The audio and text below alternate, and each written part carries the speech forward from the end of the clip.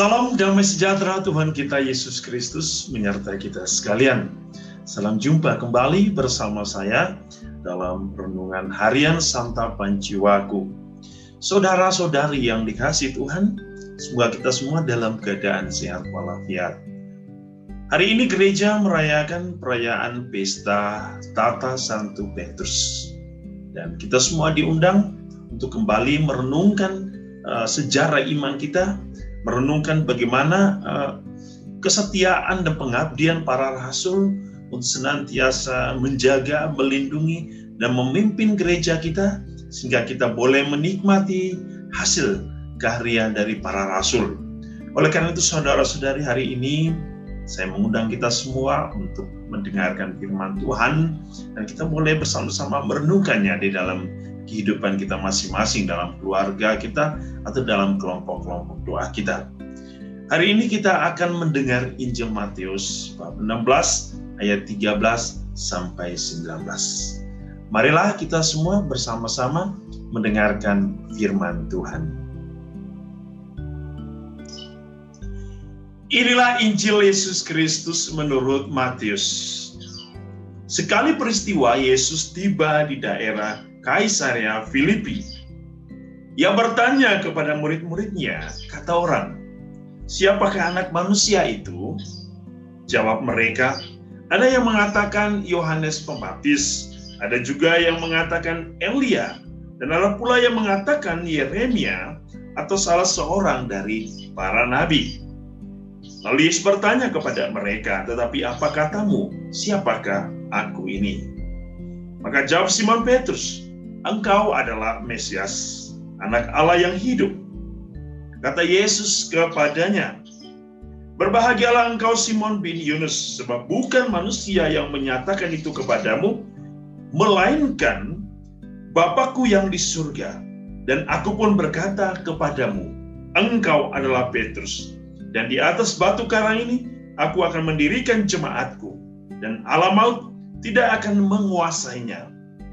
Kepadamu akan kuberikan kunci kerajaan surga, dan apa yang kau lepaskan di dunia ini akan terlepas di surga." Demikianlah Injil Tuhan. Saudara-saudari yang dikasihi Tuhan, menarik sekali mendengar Injil hari ini dalam perayaan pesta Tata Suci Santo Petrus. Ya, kalau kita berbicara tentang Tata Suci Santo Petrus, kita semua sudah tahu. Ya, itulah puncak dari atau pusat dari kehidupan menggereja kita. Dan kalau kita berbicara tentang Petrus, semua orang pasti mulai menjawab dengan begitu banyak jawaban. Petrus adalah seorang nelayan, Petrus adalah seorang pemimpin para rasul, Petrus adalah seorang yang dituakan di antara para rasul, Petrus adalah salah seorang murid yang selalu sering bersama Petrus, Petrus adalah seorang yang pernah mengkhianati Yesus 3 kali, ya, ayam berkokok. Petrus adalah seorang yang memberikan pengakuan iman kepada Yesus. Petrus selalu berhubungan dengan kunci kerajaan surga. Petrus adalah paus pertama. Petrus kita selalu bisa bilang adalah figur dari Vatikan itu sendiri, dan begitu banyak jawaban-jawaban yang kita bisa berikan. Ya, apapun jawabannya, kita akan selalu mengarahkan kepada gereja Katolik, ya, gereja yang satu, kudus, Katolik, apostoliknya, gereja yang dimana didirikan oleh Yesus di atas dasar para rasul. Dan pada hari ini kita mendengar kisah tentang pengakuan Petrus tentang Yesus. "Siapakah engkau? Siapakah kata orang tentang aku?" Petrus menjawab, "Engkau adalah Mesias." Saudara-saudari, dalam perayaan pesta Tata Suci atau perayaan Tata Santo Petrus, kita berbicara tentang suatu posisi, tentang suatu kedudukan. Berbicara tentang kursi, tentang tata di dalam gereja, kita berbicara tentang gembala. Gembala yang melayani, gembala yang mengabdi, gembala yang memberikan hidupnya bagi dunia, gembala yang memberikan dirinya bagi sesama. Sehingga perayaan pesta tata suci Santo Petrus itu selalu berhubungan dengan tata kemartiran, yang berarti ada satu sikap pengorbanan, pemberian diri dari seorang gembala kepada domba-dombanya. Tata Santo Petrus itu berbicara tentang pelayanan dan pengabdian.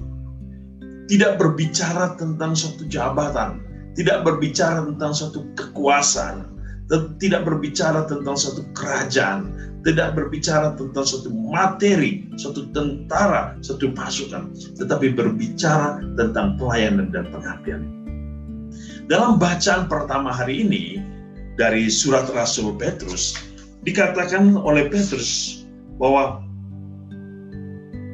para penatua atau orang-orang yang diberikan kepercayaan oleh gereja haruslah menjadi gembala bagi kawanan dombanya, ya.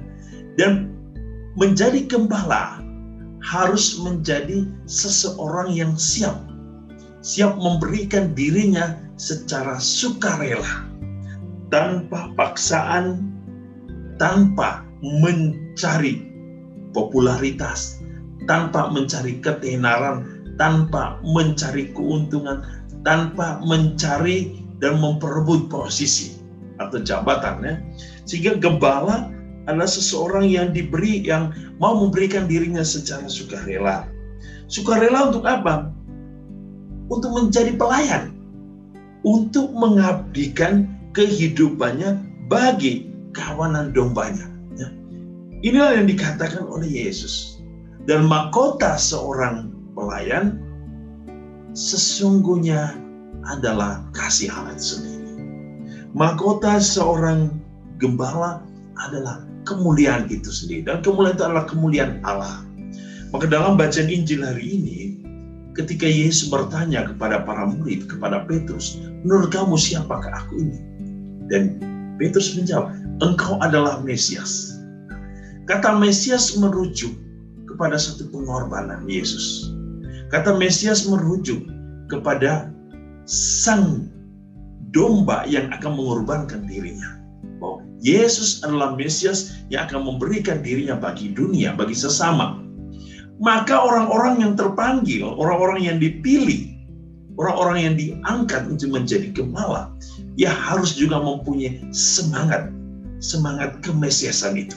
Ya, semangat untuk memberikan dirinya, bahkan nyawanya, hidupnya bagi orang lain, bagi sesama, bagi dunia, dan teristimewa bagi kerajaan surga. Oleh karena itu, saudara-saudari, dalam perayaan Tata Santo Petrus, kita semua mempunyai panggilan yang sama, yaitu untuk menjadi gembala bagi sesama.